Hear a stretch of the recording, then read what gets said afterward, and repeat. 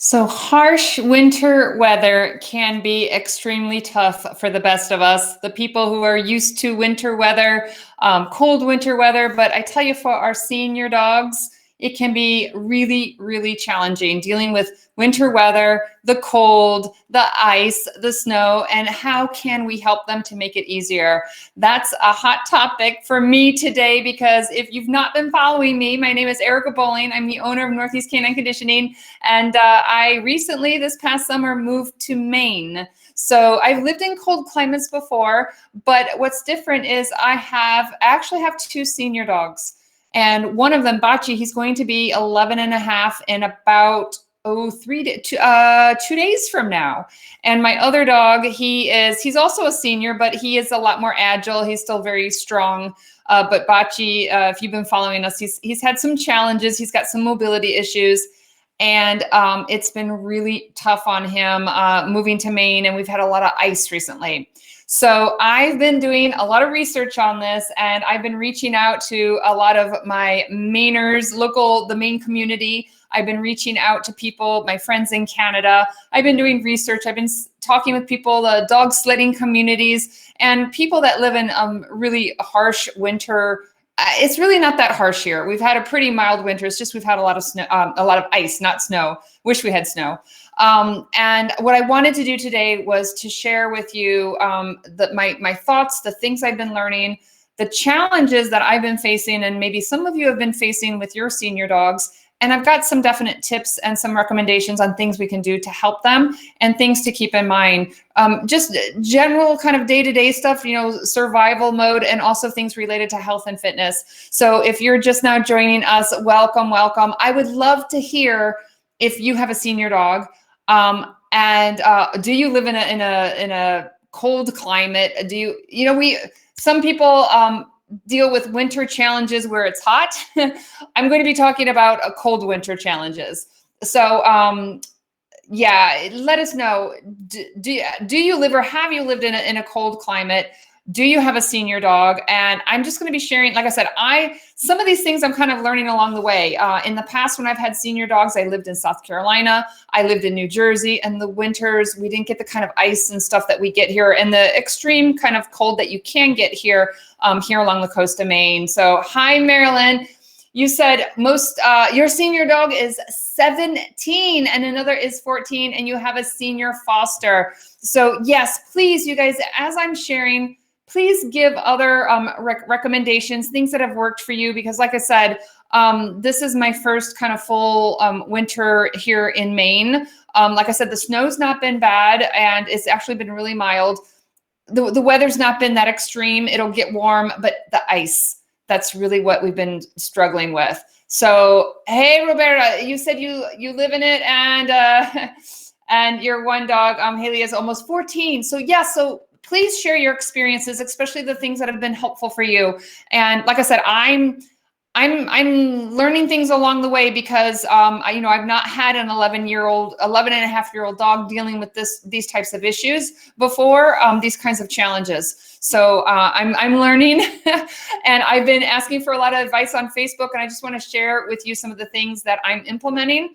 And you may have some ideas that are going to help me also. So let's dive right into this. 5 ways to help your senior dog in the winter. This is Bachi. And this is really dedicated to Bachi because everything Knox says he's getting older is going to apply to him, but he's my one that's going to turn 11 and a half very soon. He's the one that has some mobility issues, and it's been hard for both of us. So let me share my 5 tips. I'm going to just run down. I'm also going to give you some recommendations on some of the equipment and supplies that you might want to purchase to help. So the first one is keep them warm. I mean, that would seem like an obvious, right? Keep them warm. But I do want you to know that senior dogs don't regulate their body temperature as well as when they were young. And they don't have, they just don't respond. They don't have that regulation. This is the same thing even if you live in a warm climate, if you're swimming with your senior dogs, if they're swimming in cold water, senior dogs, they're just not going to regulate their body. They're just not going to adjust to things the same way as a younger dog does. So, you know, in the past, you know, in New Jersey, I'd have my dogs out in freezing weather. I trained Bocce in 17-degree weather in Connecticut. But I tell you, I actually purchased this for him. It's a nonstop dog wear. It's a long distance jacket. It's super warm. So, you know, if you don't live in a real cold climate or have a dog that's super sensitive to the cold, it might actually be a little bit too warm. And to be honest, when we're out like hiking or walking and he's moving a good bit, he's panting and he doesn't need this jacket. But, you know, the times that I have used it is like when I take him to the veterinarian and the car is just so cold. If I don't have it warmed up, you know, ahead of him, you know, I have a large Suburban. It takes quite a while for my car to warm up. And you know, I've put it on him in the car, you know, when I'm getting ready to commute somewhere. If I'm taking him out in the middle of the night to go to the bathroom and it's super windy and just nasty weather, I might throw it on him. When we're exercising and stuff, and like I said, it'll be freezing and I've had him out, you know, it'd be like 20 degrees and he's actually panting. I keep him moving, he gets all excited. But I have noticed that there are times where I will use a jacket with him that I won't even think about putting it on my younger dog because like I said, he just doesn't control the regulation of the body temperature is just not the same. And I can tell, you know, it affects them a little bit more. So that's one of the things is, you know, keep them warm, which is obvious, but do be aware that, you know, maybe when your dog was younger, you never had to worry about, you know, putting a jacket on them. And it might be something that you might need to consider. Hey, Kate, good to see you. I see you here. You said you agree the way dogs circulate blood actually acts like a radiator for the whole body. Yeah. So that is something, like I said, I was actually surprised. I threw it in the car. I took him for a walk and I threw it in the car. It was really cold. It might've been in the high teens. I mean, cold for here, Fahrenheit. And it was windy. I threw it in the car just in case, but I didn't need it while we were actually walking around. And, you know, he's just like kind of walking. It's not like he's running and stuff because of his mobility issues, but we don't need it on our walks. I've not needed it, but other times I have. The second tip here is keep them hydrated. So again, you know, hydration, we know that's important, but older dogs, they're just not going to kind of process and you know, stay hydrated like you would with a younger dog. And another thing that some people think about is because it's cold out, you might think that your dog doesn't need as much water, but it's just as important. They need to stay really well hydrated in cold weather and in warm weather. And so be aware, you know, I do notice as Bocce's older, he does drink water. He's always been really good about drinking water, but I do notice he drinks a bit more as he's older, even though he's like less active as he was when he was like training and competing. But I'm lucky because my dogs like water. They drink a lot of water. Some people do have to kind of bait their water and encourage the dogs to drink it. So stay on top of that. You want to keep them hydrated also, even if it's cold out and, you know, even if they're not panting a lot, you still need to keep them hydrated. Really important. The next thing is monitor their weight. This is something oh my gosh, I hate seeing overweight dogs, period, right? I don't like to see obesity in our dogs, pet dog, working dog, any kind of dog. And when I see a senior dog overweight, it just really breaks my heart because a lot of these senior dogs have different health issues. A huge percentage of our senior dogs have some form of arthritis. And as they get older, a lot of times they start having mobility problems. And this is something we can control, usually, unless there's a health issue or due to medication, right? Some medication, they'll retain water and stuff. But a lot of times, this is something we can really control. And so there's no excuse at all. If you have you know, if it's not due to medication or a health condition, there's absolutely no excuse for our senior dogs to be overweight. You know, it's challenging enough as we get older. And then, like I said, it breaks my heart. And it also makes me get really angry when I see people where it's something that the human can control. And you see a dog having trouble, a senior dog having mobility problems, and then you have all that excess body weight on top of it. Like I said, it makes me sad. It also makes me angry. Okay, it said warming proteins help them keep thermal activity higher. Oh, I'm going to mention about protein in just a second. So, hey, John, good to see you from Ecuador. You guys, unless you're in the mountains, do they, Ecuador, the climate's a lot more mild than where we are, but I'm not sure up in the mountains. I imagine you get more severe weather. I was actually in Ecuador a long time ago, but I was on the coast and it was very, very warm and mild. But monitoring their weight's going to be really important. Also, as they get older, their metabolism, just isn't the same. They're not burning the calories like they did when they were younger. Not, maybe they're retired and you're not as active with them, but also their body is not burning that energy like it was when they were younger. So don't be surprised if you have to adjust their food, the amount of food, or you may even have to change the type of food. So Knox, when he was younger and competing, we had him on a food that was real good for high energy, had a lot of calories, protein, fat, because he was very, very active competing. And so he actually has a different type of food now as he's older. I guess he's about eight and a half now. So so that is something to be to consider is, they're less active, but also their body's just not going to use the energy in the same way. So don't be surprised. Most likely you're going to have to cut back on food, and you might even need to change the kind of food, right? So Karen mentioned booties. We're going to talk about that in a minute, but if you have any recommendations for good booties, especially for traction, put them in there. Put it in the comment box. Let me show you one other thing. Let's see. Oh, I'm going to talk about protein in just a second. I actually put it under keep them active. So the next thing is keep them active.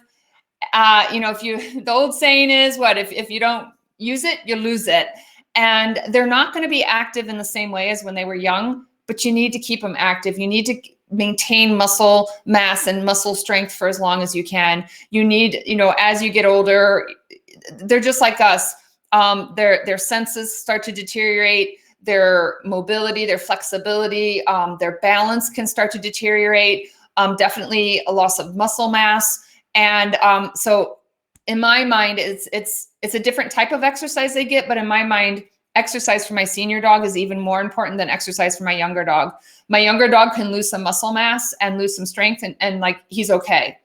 If my senior dog loses much more strength, like he's not gonna be able to get around on his own. Like he already can't get around on his own. He doesn't have the kind of strength to get around on the ice. My 8.5-year-old, he's strong enough. It's slippery, but he can manage on the ice pretty much on his own. Bocce is a lot weaker. He's got a lot more loss of muscle mass. He's got some other, mobility issues, not severe, but when you add the decreased muscle mass, less balance, and body awareness deteriorating. Like I literally on the ice, I have a harness and I have to actually hold him up just so he can pee, because even if it's not super slippery, he doesn't have the strength to just keep his legs under him. And so it's really, really important with your senior dogs to keep them active so that you maintain strength and you maintain as much muscle mass as you can for as long as possible. And body awareness and balance is really important. Bocce stumbles and falls more now, because weakness, just not as the strength, body awareness, and balance. And he has enough mobility issues that if he broke a leg, he can't support himself. Like if you had let's say if I was going to support him and had a cart or something, he has some issues in the front and in the back. If he fell and broke a leg, that could potentially mean I might have to put him down, depending on the severity, because the recovery and getting around, you have a younger dog, they could lose a leg and get around on 3 legs, but his balance and stuff and his strength, if he had 3 legs, he doesn't have the strength. He doesn't have the body awareness and the mobility. He could not get around on 3 legs. He couldn't, not on his own. Knox is strong enough. I would say he could, even though he's a senior, but not Bocce. So a senior dog, when they start to lose that mobility and strength, it literally, especially a large dog, can be the difference between life or death of the time to put them down. So that's why I really feel like if I have a limited time to exercise my dogs, my older dog gets the priority because of that. So let me give you a couple other things. Oh, Kathy said, at what age do you consider a dog senior? This is interesting. Older dogs tend to age faster than younger dogs. I read an article today, and it said that they considered a dog like kind of starting the aging, not like super senior, but they said when it's like they live like half of the predicted lifespan is kind of when they start entering kind of the, not like super senior, but they're starting to enter the aging process. So if you have a breed that is, say, lives to be 14, when they start to be 7 or 8 years old is when the effects, you start to see some of that deterioration. Like I said, that was based on an article I read, but it is going to be, you have to take into consideration the typical, longevity of the breed. And because it's going to greatly vary, for like a Great Dane that has a shorter lifespan, 6 years old for a Great Dane is very different than 6 years old for a dog that can live to be 16. And for me, the way I actually think about senior is I think about it when I start to see the effects of the aging process. And that's, some dogs kind of age faster than others. And you may have, two breeds that are very similar. And one dog at 8 years old is showing just a lot of aging already. You're just seeing the effects of the aging process more quickly than another dog. So it's hard. There's not like a definitive age. I kind of think about my dogs kind of as seniors are aging when I think about, how are they now compared to when they were like in their prime competing? Am I seeing, decline of activity? Am I seeing, they're gaining weight easier? Definitely mobility issues and agility and stuff like that. So different people, I would say they define it differently. So you got to take in, consider a number of different variables, but most definitely, regardless of whatever age they are, when you start seeing the signs of the effects on their senses and things like that, then I don't care what age they are. I kind of make modifications based on the dog in front of me, right? So, like I said, I was just reading that article, and it was talking about like when they're like halfway through their predicted age span is where they start kind of entering that. So, I have a couple tips also for keeping them active. I mean, that's an obvious, but let me give you a couple of tips. Somebody mentioned protein. This is a supplement called MYOS. And it's an egg-based supplement. It's like a fertilized egg yolk. It's like a protein on steroids, I guess. And I'm usually very, very skeptical when people say like, oh yeah, I gave my dog this thing and he had this amazing transformation.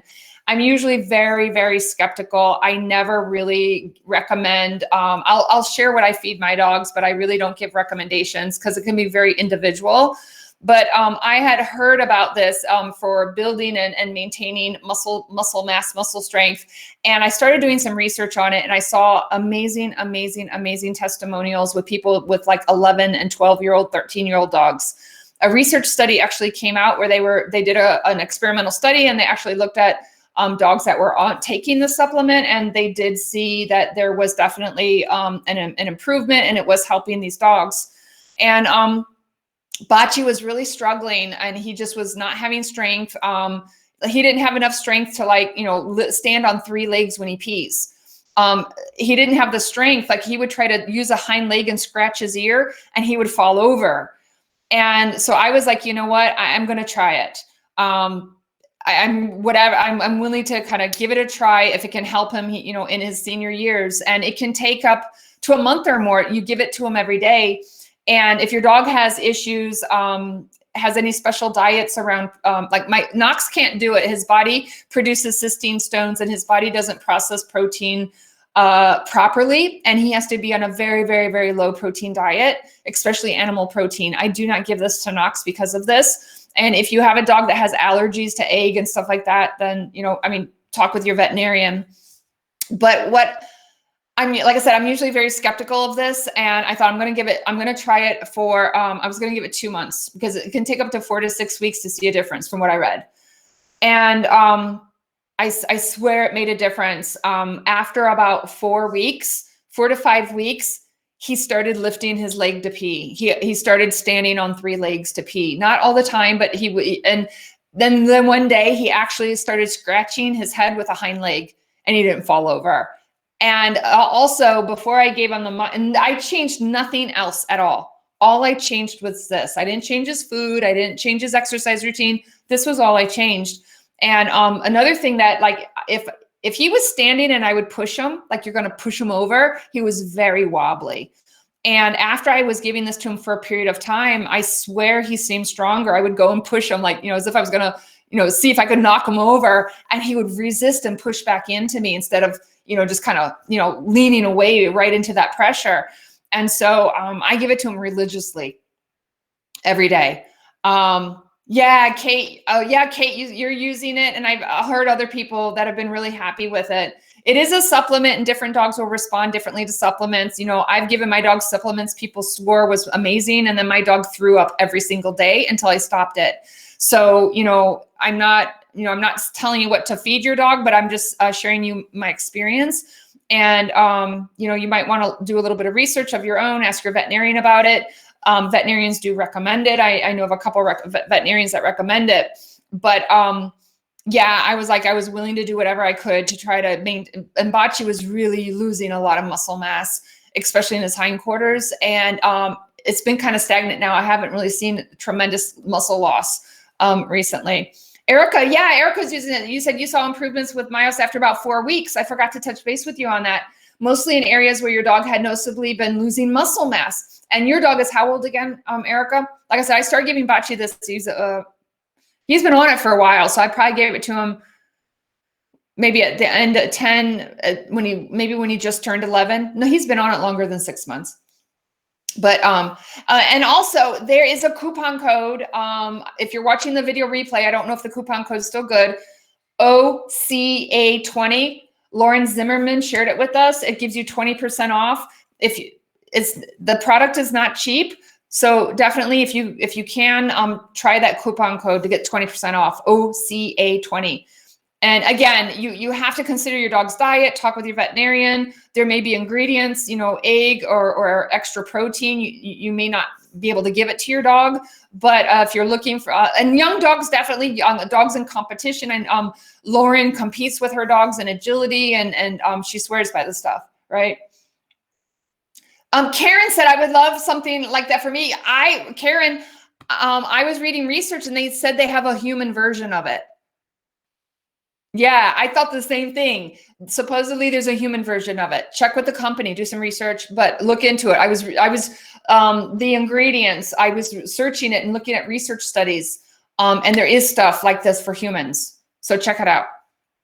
So I want to share that with you. Also I had, also, another thing that I have, I just got it started. I just introduced Knox to it today. Bachi's mobility issues might be too much I'll see how Bachi does on the dog runner. He's not been introduced to it yet. If he's been stumbling and having issues, I'm going to be really hesitant to put him on. Knox, he was introduced to it today. And my favorite way to exercise my dogs is outdoors. Like number one, definitely outdoors running. Treadmill is not my first choice, but I'll tell you what, all this ice here, Bachi's really been struggling. I can't exercise the dogs, and now I'm really excited to have this treadmill and try it out. So far, I've been really impressed with the dog runner, the quality of it. Like I said, I just introduced Knox to it today. I'll keep you posted. But when we have day upon day of, like, my entire yard and driveway is like an ice rink. I have to wear spikes in my shoes when I go outside. Bachi cannot even stand to pee. I have to hold him up in a harness to pee. And I'm super excited. Like I said, my preference is to exercise outside. As soon as we can be outdoors exercising, I will. But as a component to add to a fitness program, just stay tuned. I'm going to share more about the treadmill use and treadmill programs in the future. Hey, Joseph. Yes, we introduced it. Yeah, I today. I'll keep you posted.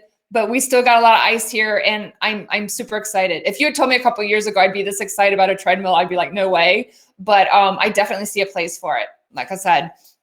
But another thing that I've been doing, I started putting some mulch and clearing a little path, trying to get the dogs to go to the bathroom in a small spot. So Bachi wants to hike down the driveway, and he can't stand. It's all ice. And trying to retrain an 11-year-old dog where to poop and pee is really hard. So I think my next puppy I get, I'm going to teach it and prepare for it for tough winters to pee and poop in a very certain small space where I can keep the ground with good traction, because we're struggling with that. So if you have any good ideas for keeping a space outdoor free of ice and snow, like I said, I cleared a space and I'm using some mulch on the ground, but I would love your recommendations. Kate says you have the pacer, the dog pacer, and you rig it up with older dogs in a harness. Yeah, he's going to need some support with the harness, definitely. I think actually I have a slide. My next slide, I think, is a harness. Oh, I have a harness coming up. I'm keeping the active. The last one is maintain mobility. So this is a harness that I use for Bocce. I've mentioned this before. It's the Help 'em Up harness. And I first started using it to help him get in and out of the car. And it's been a lifesaver, taking him out to go to the bathroom with all this ice.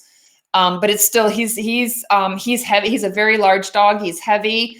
I've got herniated discs in my back, and holding him up on the ice with this harness to pee and go to the bathroom is not ideal. And I'm always worried that I might fall. So it's been really helpful. But like I said, I'm getting creative and trying to keep a space where I'm basically built on rock and stone. This is like a granite island where I live. We don't have a lot of dirt to dig into. There's no grass here. We just built the house. And that's been something that I've been struggling with. So yeah, a rescue harness. Kate said location potty is amazing. Put a tarp before snow. I thought about the tarp. And pull up to, we have no grass. Kate, basically it's ice on top of rock. Rock and stone is what I have, but I actually thought about that. So thanks for sharing. I think that's the next thing is I put some mulch down, and I think I'm going to put a tarp when it snows again, put the tarp over the mulch to protect it. And the problem is trying to get Bocce to use that one spot, because he's not used to going there. He's used to hiking across the driveway. We'll get there. But the Help 'em Up harness, what I like about it is it also has the part in the hind end to support with a nice handle, but you can take it apart so you can do just the front part. And I don't always attach the hind end to help hold them up in the hind end. But I started using it maybe a year ago just to get in and out of the car, the Suburban. And unfortunately, I have been needing to use it more. I actually use it now when we go hiking. Not that he necessarily needs it, but one time he went to pee on a hill. He pulled me over, and there's a little ditch, and he almost fell over backwards down this little ditch. And I actually, thankfully, I had this harness on, and I grabbed it and I pulled him up. If I didn't have the harness, he would have done a somersault. So now anytime we're walking or hiking, even if he has good mobility, I use it, because sometimes he'll trip and I need to help him up. And he's probably 70, 75 pounds. So somebody mentioned booties. I wanted to recommend booties, and there are some booties with traction, more traction on the paws, but I need to try some out. I don't have a brand to recommend yet. So if you have a good brand of booties to recommend for traction, even in the house on hardwood and stuff, please give recommendations, because I want to recommend booties with traction, but I haven't tested any out. I will test some out and I'll let you know. But if you have a recommendation for good booties for traction, not just snow, but actual traction on slippery surfaces, let me know.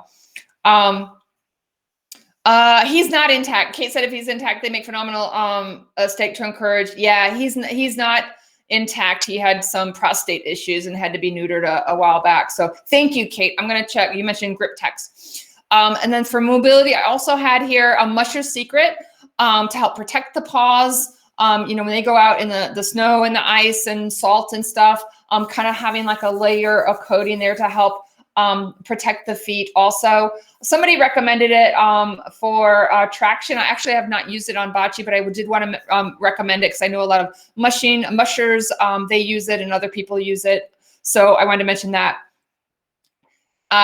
And oh, great. Kate, you compete in the Grip Tex. That's good to know. Janice, I haven't started using it yet, but I mentioned it because so many people recommended it. And actually, I normally think of Musher's Secret for protecting them from the elements. but somebody, I'm not sure how long it lasts. If anybody's used Mushroom Secret, please let Janice and I know how long that lasts. Erica said one of your clients was using traction stickers on her older paws. They worked beautifully. Yes, find out. I've had a couple people mention some other things for, there's kind of like this glue and things to put on the paw pads. But like I said, I've not tried them yet. So like I said, I'm still researching this. This is new for us. I'm having bocce here in Maine at this age. So yes, let us know and give us your recommendations. Charlie said Mushroom Secret is good. You apply it 2 times a week in the winter. Excellent. And we had a question, Charlie, how long does it last? So if you want to share your experience, that would be great. And Kate, yeah. So please, like I said, some of this is new to me, dealing with bocce with all the ice here. So, I'm sharing some of the stuff that I'm doing and that I learned, but if you have recommendations, please give them. Like I said, I'm looking for recommendations also. There's different things to put on the feet to protect and give more gripping ability. So any recommendations, let us know. Paws, Karen said paws are good for interior traction. Excellent, I need to check that out. Not sure about outside. Perfect. And Jenna said you can use Mushroom Secret on the coat. It keeps from getting snowballs built up into it, see? So please keep sharing. Thank you. So yeah, so those are some of the things that I wanted to mention. Let me go back and I'm just going to do a quick little kind of a summary. Let's see where we had before. There we go. So again, when it comes to winter weather, extreme conditions, it can be tough on all of us, but especially our senior dogs. And they have some unique challenges when it comes to snow and cold and ice and salt. There are many different ways we can help them, but I had 5 key things that I've been using to help my senior dog here in Maine in these Maine winters. The first one, definitely you want to keep them warm. Just be aware that a senior dog isn't necessarily going to regulate body temperature like a younger dog. Number 2, keep them hydrated. An older dog is going to need hydration more than a younger dog, might be drinking more water. And just because it's not hot outside and your dog's not panting as much, doesn't mean they don't need still a lot of water. Keep them hydrated.